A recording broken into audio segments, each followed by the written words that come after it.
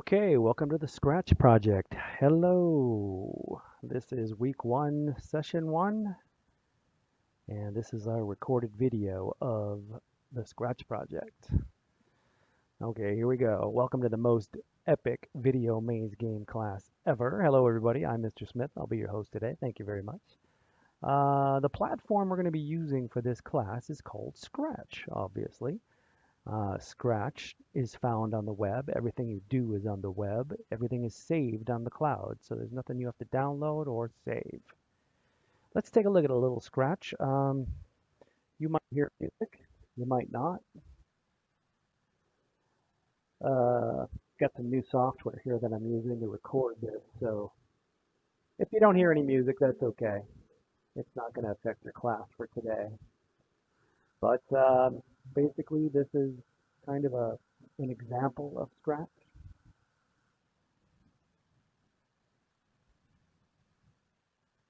So I'll just let it play on.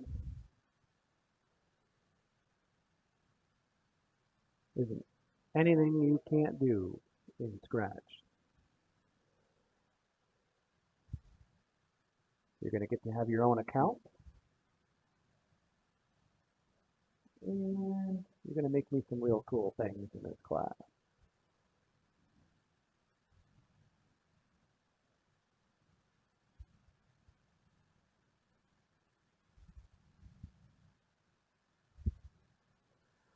Scratch is a little dated. It's probably been around for, I don't know, 10, 15 years, but it is still very worthwhile. Millions of kids create on it every day.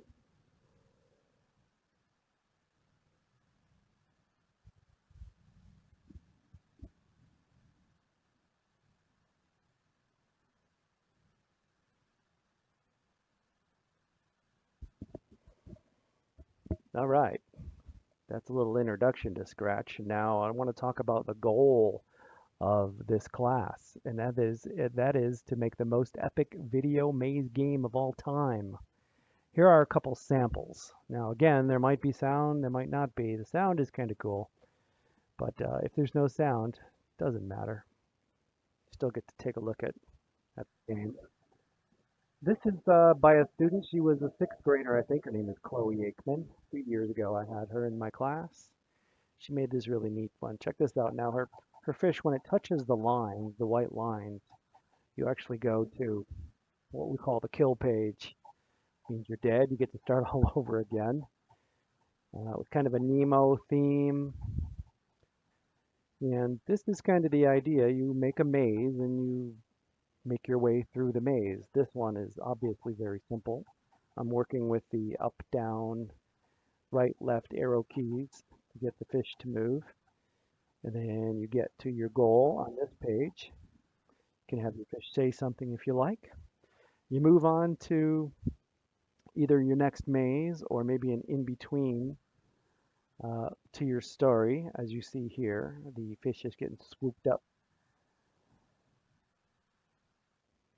and he runs into the evil fish who has a twin. And then you go on to the maze now, and you got to get past the evil twins,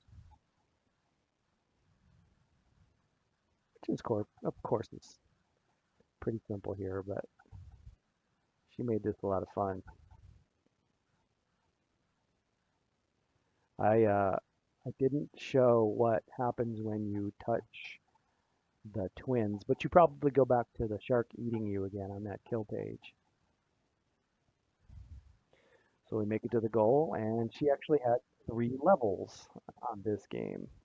And the third level is you fly out of the tank and into the kitchen sink down the pipes and out to the ocean where you win the game. And that's kind of how that works.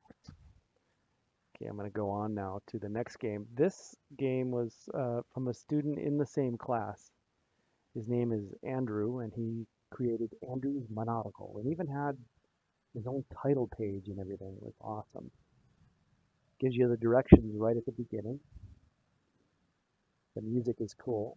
and I'm using the arrow key to move this ball, but the way he designed it, the movement of the ball was so slow and so smooth that you don't feel like you're clicking. You just feel like you're gliding through the game.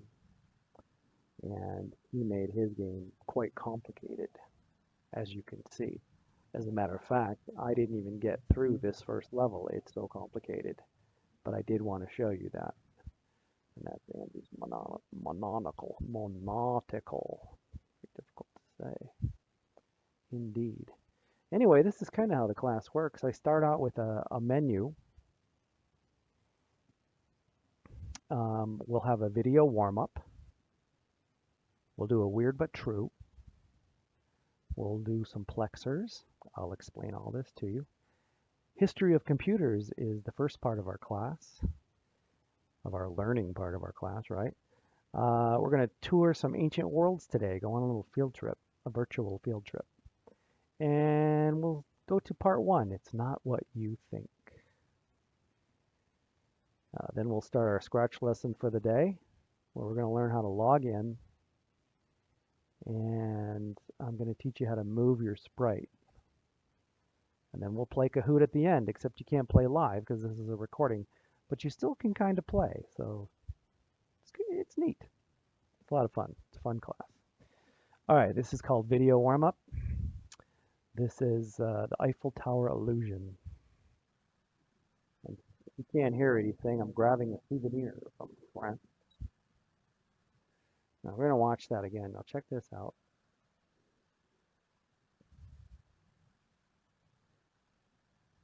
Now if you watch this carefully, if you look at it, what's happening here, we figured this out.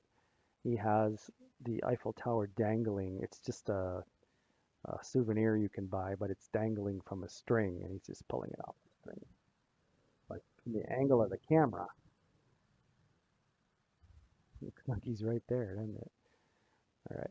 Now this next one I'm going to skip because I'm not sure we have sound, and this one really requires the sound to watch it.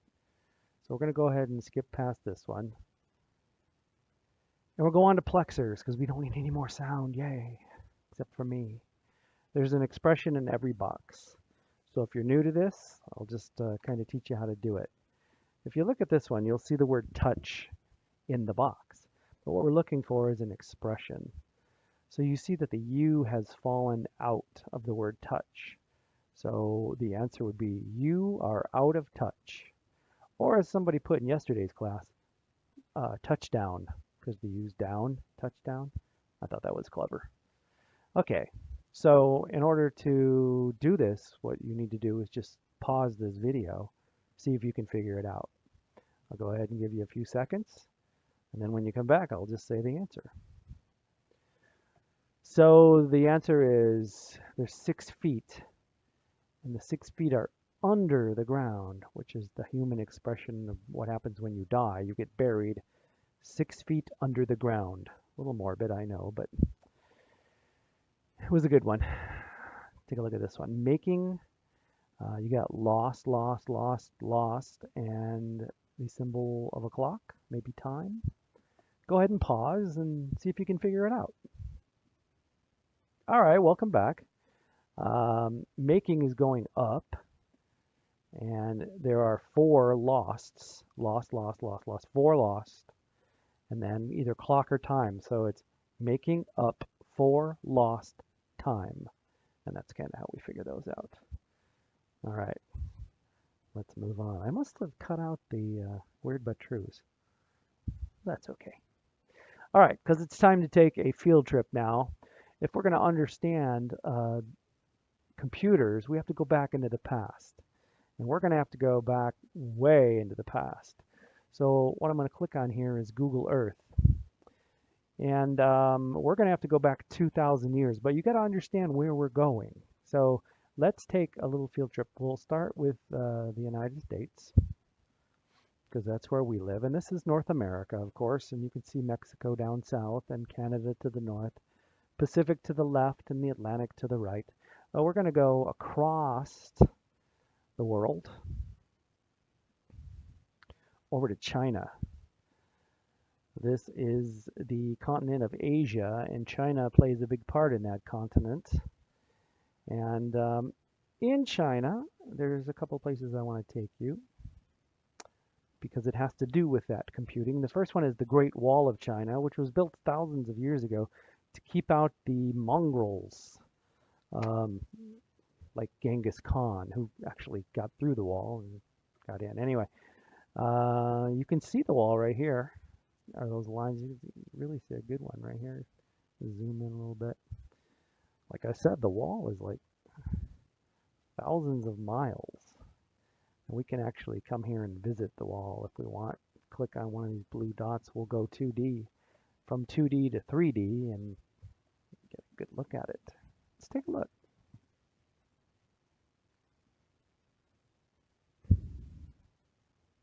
And I'm not kidding. This thing is thousands of years old. And it's still in this good a shape. And it's got a leg right there. Oh, that's kind of gross. Or maybe that's a photographic problem. I think that's a Google thing. What do you think? Anyway, let's spin around. Look at that wall going up the hill. Isn't that beautiful? Hello, sir. How are you? All right. Let's go back to 3D. Let's move on now. We're going to go to Beijing, China, which is just up the street here from the wall. This is the capital of China, and the wall was used to protect this city, basically. And again, it didn't work very well. But look, I want you to focus in on a square here, or a rectangle. This is the Forbidden City. Here in China, thousands of years ago, the emperor lived here. The emperor could be 3 years old, could be 90 years old, but if you were emperor, you were emperor. Let's go take a look at the palace. The thing about the Forbidden City is you weren't allowed in to see it, and the emperor wasn't allowed out to see his subjects. So this was the emperor's world right here, all in this rectangle. The Forbidden City is still there. The emperor's not, and you are now allowed in to visit. Put it on your bucket list. See a lot of cut off heads there. That's kind of gross. Anyway, there we go. Let's move on. Now that's China. Next place I want to go to is Europe, the continent of Europe, 2,000 years ago. There's Europe right there. To the north are you can see Norway and Sweden, and to the south you can see Africa, Mediterranean Sea right here where I'm pointing. We're going to go to one place in particular in Europe called Italy. Italy is shaped like a boot. 2,000 years ago, it wasn't called Italy. It was just called the Roman Empire. The Roman Empire is pretty much what you're looking at right now. All of this land was controlled by this army 2,000 years ago. So let's zoom into the city of Rome, which still has some of the Roman Empire left remaining. And we'll go visit a couple places. The city of Rome, built up around the old Roman Empire. But if we zoom in right here, I'll show you a couple of cool things to see. This first one right here is the Colosseum.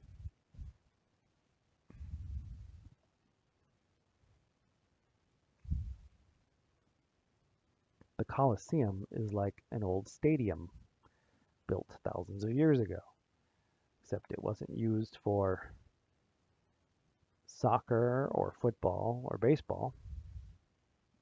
Instead, it was used more for gladiator fights, killing, and not a lot of it is left.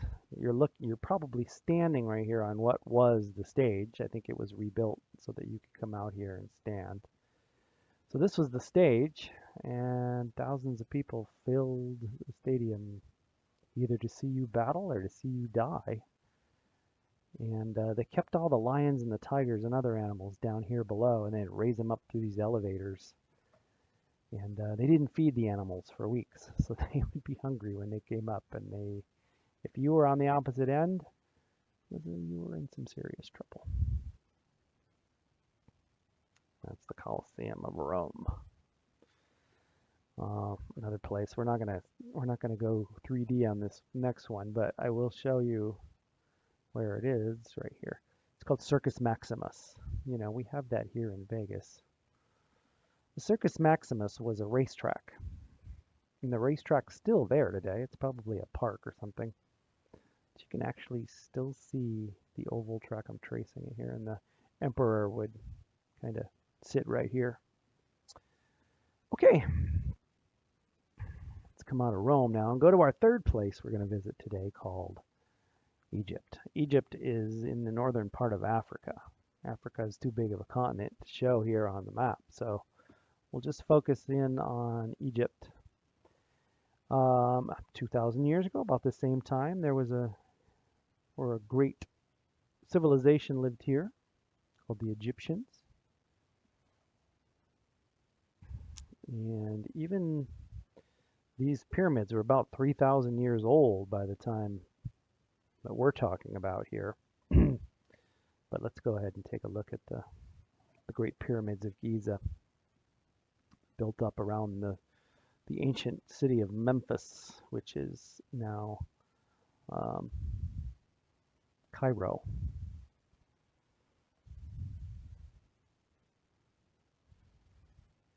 So Cairo is kind of encroaching upon the Great Pyramids, which were here. And the pyramids are nothing more than burial sites for the pharaohs, the kings, during that time. You get a good look of a couple of the pyramids here. Zoom around.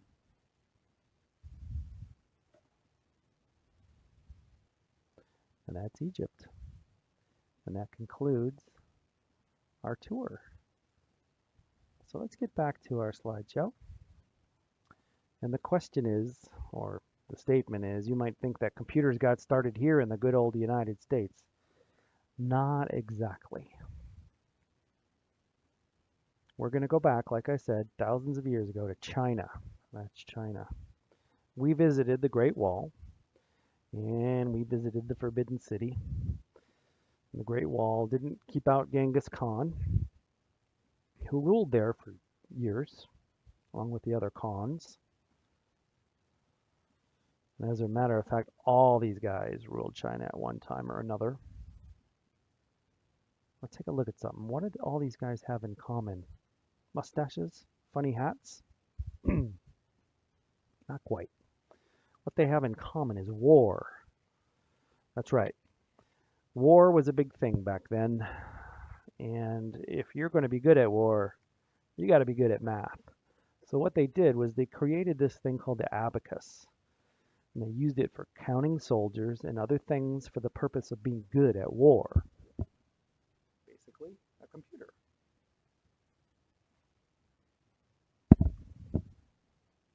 One of the other ancient places we visited was Rome. A few thousand years ago, it was called the Roman Empire. To the left is the Colosseum. In the middle is Circus Maximus, what it looked like back then. And this is Julius Caesar, one of the Caesars or the emperors at the time. As a matter of fact, all these guys ruled the Roman Empire at one time or another. Augustus, Tiberius, Claudius. And what do they have in common? Robes, maybe? Leaves in their hair? Not quite. You see, they were good at war too. You see a pattern growing here, my friends? Yes. This is called testurio, which is a tortoise. And it's what they did with their shields to protect the soldiers. So, not to be outdone by the Chinese, the Romans invented their own counting machine for counting soldiers and other things for the purpose of being good at war. It was called the counting table, and amazingly, it looked a lot like the abacus.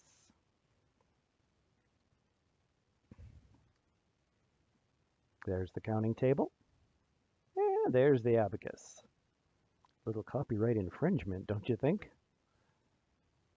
Another ancient place we visited was Egypt. We viewed the Great Pyramids, Giza. The Nile River, we didn't get a chance to look at that, but that is the Nile River along what kind of the heart of Egypt. And this is King Tutankhamun, also known as King Tut, one of the ancient rulers of Egypt. As a matter of fact, all these guys ruled Egypt at one time or another, and what do they have in common? Well, they're all statues, or they have beards, or they're wearing funny hats, but nope, you probably guessed this one. Yeah, I'm guessing you did. It's called war. Yeah, the Egyptians were awfully good at war, and not to be outdone by the Chinese and the Romans, the ancient Egyptians invented a computing machine that calculated the distance between stars, so their ships were better navigated and their armies could move better. They called it the astrolabe. The astrolabe. So just in review here, these were the first computers ever made. It didn't start in the United States. It started in China, Rome, and Egypt with the abacus, the counting machine or the counting table, and the astrolabe. All right, that brings us to Scratch, everybody. It's time for our first Scratch lesson, which is called logging in. And now there's something very easy to remember. You're going to sign up and you're going to create a login username, which is basically your first name with the last name initial, first initial, and the year that we do this class, 2018. Then you're going to create your password, which is always 5555, and then the year we take the class, 2018. Let's watch this video. I'm going to make this full screen. Be a little bit easier to see. So if you want to find Scratch, you type in Scratch in Google and it takes you to Scratch, and there you have it. You're there. But you have to be careful because sometimes this will come up, Scratch.com, and it's not Scratch.com. That'll take you to a DJ training website where you have to pay thousands of dollars to learn how to be a DJ. So Scratch is actually scratch.mit.edu. So be careful about that. It'll take you here, and you want to join Scratch. You don't want to necessarily sign in yet, but you do want to join Scratch, then you sign in. Excuse me. Again, to log in, your username's always going to be your first name, your last initial, Jackson S, 2016 or 17 or 18, whatever year we're on, and then your password is always 5555, and then the year, 2000, yada, yada, yada. If you get stuck on that, just send me an email, and I'll set you up with an account, and I'll tell you what the username is. The thing you got to remember about this is if you have a common name, millions of kids use this, so anybody can be Bob P 2018, and then you say to yourself, well, I couldn't log in. Just change it up a little bit. Put your first and your last name. See how that works, just as long as you remember it. Now, the reason why you guys are setting up your own accounts and making it easy is so I can get into it and take a look at it, at your stuff, and access it and record things from it and make comments on your stuff. Okay, this is your first assignment, getting to move your sprite. So I'm going to make this video wide again. And let me tell you what's going on here. I'm going to mute myself because I'm actually talking on this, but you probably can't hear it. So I've signed in. I called myself Saturn V Fall 2015. That's how old this class is. And let's jump ahead here because I think I'm yakking here. All right, let me go back. All right, so what I've done here is I've clicked on the word create. When you go to create, you get your Scratch interface. So just watch my arrow key here. I'm going to circle this area. This is basically your television. This is what you see when you make your product. Happens right here. Okay, and over here on the right, this gray area, this is where you do all your work. This is where you're going to put these blocks, or your code blocks, to get your sprite to do what you want it to do. Now, up here, there are two things, a green flag and a red stop sign. Obviously, that means green go, red stop. Here are all of your blocks, and there's different color blocks do different things. We'll talk about that shortly. Okay, let's go over to here now. This thing outlined in blue is what you're working on. It's your sprite. It's the sprite cat, the Scratch cat. That's kind of the mascot for the Scratch program. A cat. Makes a lot of sense. Scratch cat. Over here is your stage or your backdrop. Don't worry about that for now, but we will come back to that shortly. Here is your cat, and what I want you to do is I want your Scratch cat or your sprite to move 10 steps. I need you to get them to move 10 steps. So we're going to go to this one right here, to these orange things called events. And obviously you could just tell your cat to move 10 steps, but that's not going to work because computers are dumb machines. They don't know that. So you got to tell it to do something. So I put this green flag out here. When green flag is clicked, something will happen. Now I just clicked on the green flag and nothing happened because we still haven't told our cat to do anything. So here in motion, I'm going to go to where it says move 10 steps. Notice how I'm going up and down and the white line is blinking. That means it's ready to connect. It's kind of like a magnet. When you get close to that, they just kind of click together. But if they don't click together, nothing will work. So if I click on the green flag, did you see him move? Let me try that again. Green flag, move. Try it again. Green flag, move. He moved 10 steps. That's 10 steps for the Scratch coding. I could change it to 100 if I want him to move more, to be more dramatic. So here we go. That's 100 steps. So we've just made our Scratch sprite move 100 steps. I'm going to grab him and I'm just going to pull him back. And he's going to move 100 steps, move 100 steps, move 100 steps. Now I can even pull him back and change this to 500 if I want. That'll shoot him across the room. There he goes. I got to grab his tail and pull him back on that one. That's too much, so let's just stick with the 100 for now. Is that all right with you? Good. Okay. And that's pretty much it. That's your first assignment. Get your sprite to move. Now, I want to talk a little bit about saving this thing. It saves automatically, but this one's saved under Untitled 3. Well, you don't want to be Untitled 3. That's no good. So what I like to do is I just like you to save it under your first name. My first name's Mike, so I'll just type in Mike. And I try to save it here, but I think we get kicked out. Yeah, so it goes back to Untitled 3. So I'm going to change it to Mr. Smith just to be a little bit more appropriate. Mr. Smith.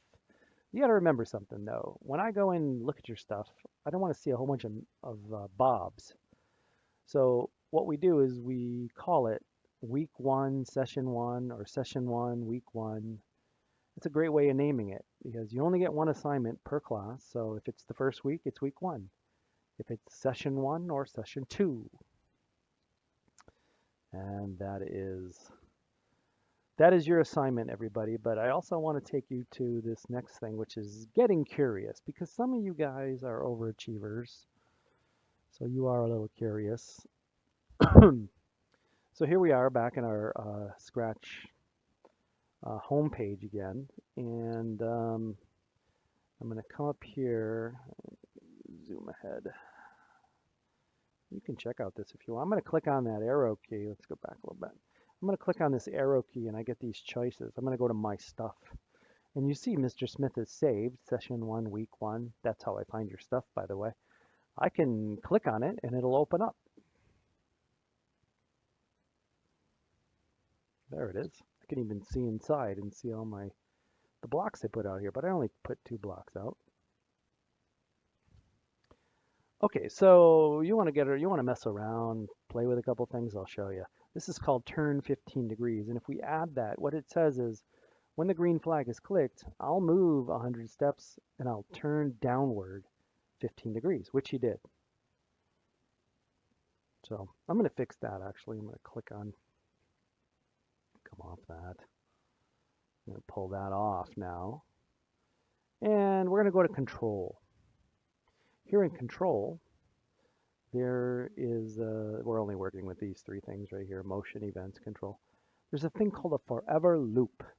If you put the 15 degrees inside of the forever loop and snap the forever loop, watch what happens. He'll move 100 steps and he'll turn 15 degrees forever, basically, which means he's rotating 15 degrees forever. He won't stop until you hit that stop sign. So we're going to drag him back here. When you drag him back, you notice he's facing upward. You can fix that. You can click on the info down below where the Scratchcat is. There's a lot of things you can do in here, but I'm just going to show you this one. You're going to grab that little blue line. You can actually put him in any direction you want. Comes in handy. You can even name him. You can rename him. He's called Sprite 1 right now. You can call him whatever you want. That's not important right now. What's important is, you know, checking this stuff out. Okay, now I'm going to add another green flag. And I'm going to go over to looks.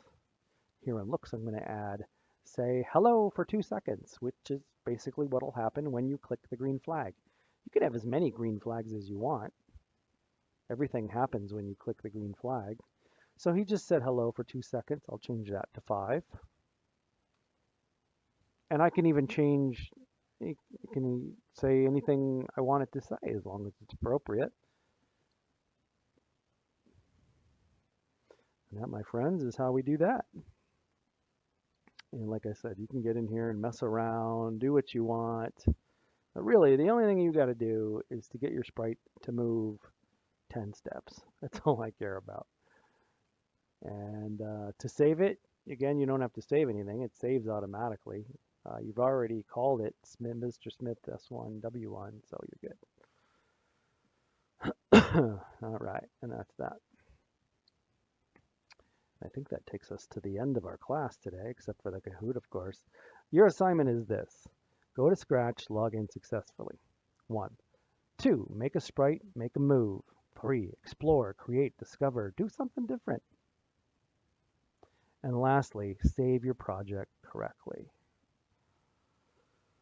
Okay, now it's time for Kahoot. So what I'm going to do is I'll go to Kahoot and I'll push play because I'll have to kind of got to play myself.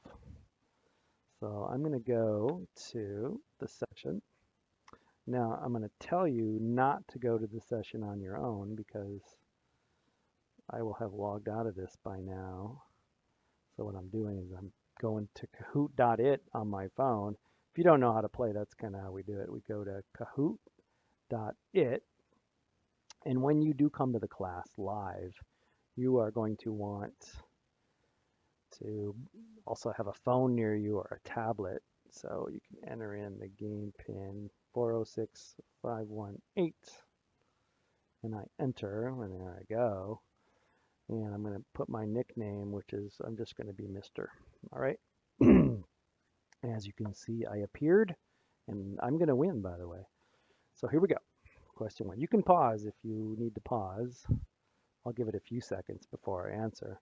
But the Scratch mascot is a cat, dog, frog, or hot. And I'm going to go, again, I'm going to get them all right. Because the answer was the cat. Mr.'s in the lead. When you log into Scratch, your username will most likely look like this. Bob, Bob's, Bob's at Scratch, or Bob's 2016. Well, we need a first name and a last initial, so it could, and it's not that at Scratch thing, so it can't be red or yellow. I'm going to go ahead and say the green. I'm still in the lead. When logging into Scratch, your password most likely looks like this. ... Now that's what I tell my kids. And that's the dummy answer right there.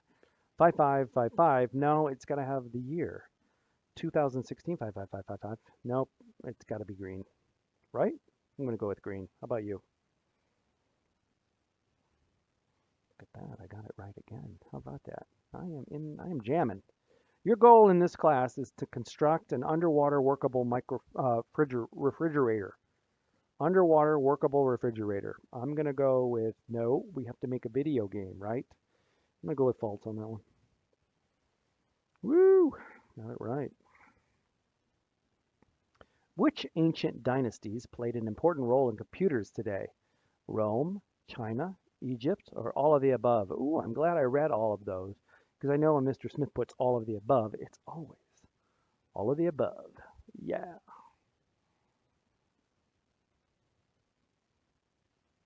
This is an example of what early computing tool? Ooh, I know that one. It's not a violin and it's not a tool belt. It looks a lot like a counting tool by the Romans, but I'm going to go with abacus because that's what it looks like from China, right? This is an example of another early computer from the Romans. I just said it. It's not an iPhone or a calculator. Well, it does calculate. Connect the dots is funny, but it's a counting table. I hope you get that one. The final picture is of what computing machine from the ancient Egyptians? I don't remember a triangle machine. It's not a kickball. King Tut is a ruler of Egypt. It's got to be the astrolabe or the astrolabe. And we come to our last question, I believe. And I think I'm going to win. In Scratch, to begin any part of your show, you must always click the what? The red stop sign, the green stop sign, the orange flag, or the green flag. Green go flag. It's got to be the green flag. That one's tricky. And I'm the winner. Thank you. Thank you very much. All right, everybody. That brings us to the end of our Scratch class. And we're going to see you next time at the Scratch project. I knew that would come up. All right, everybody. You have a good evening. I'll see you at the next session.